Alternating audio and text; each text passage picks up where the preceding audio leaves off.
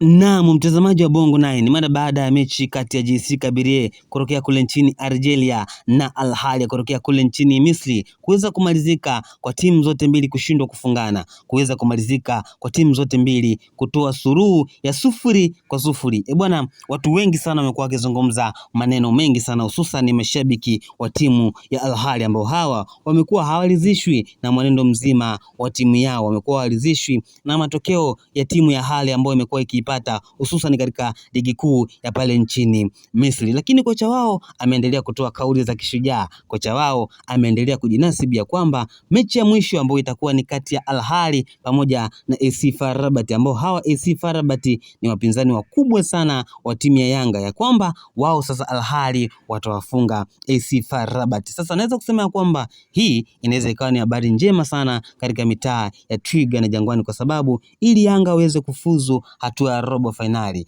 anahitajika kushinda mechi yake ya mwisho kati ya yeye na JS Kabylie kwa majini ya magoli kuanzia 3. Lakini kwenye mechi ya AC FAR Rabat ambao hawa watakuwa ugenini wakicheza na Al Ahly, unatakiwa kufungwa magoli ya kuanzia magoli 2. Kwa hivyo basi kocha wa Al Ahly amewahakikishia wananchi ya kwamba katika mechi ya mwisho basi wataenda kuwakamua AC FAR Rabat ili wao waweze kufuzu hatua ya robo finali wakishika nafasi ya kwanza katika grupu na kwa pointi nyingi. Lakini kuna sababu nyingine ambayo inanifanya niseme ya kwamba Al Ahly anaenda kushinda hii mechi. Sababu yenyewe ni jinsi ambavyo Al Ahly walivyopokelewa pale Morocco, jinsi ambavyo Al Ahly waliweza kufanyiwa figisu nyingi sana na AC FAR Rabat walipoenda kucheza pale nchini Morocco, na Al Ahly walifanikiwa kutoa 0-0. Kwa hivyo basi sasa hivi ni zamu ya AC FAR Rabat na wao kuweza kufanyia figisu na Al Ahly ili waweze kufungwa na kuondoshwa katika mashindano. Hivyo basi kitu cha msingi ambacho Yanga wanahitaji kukifanya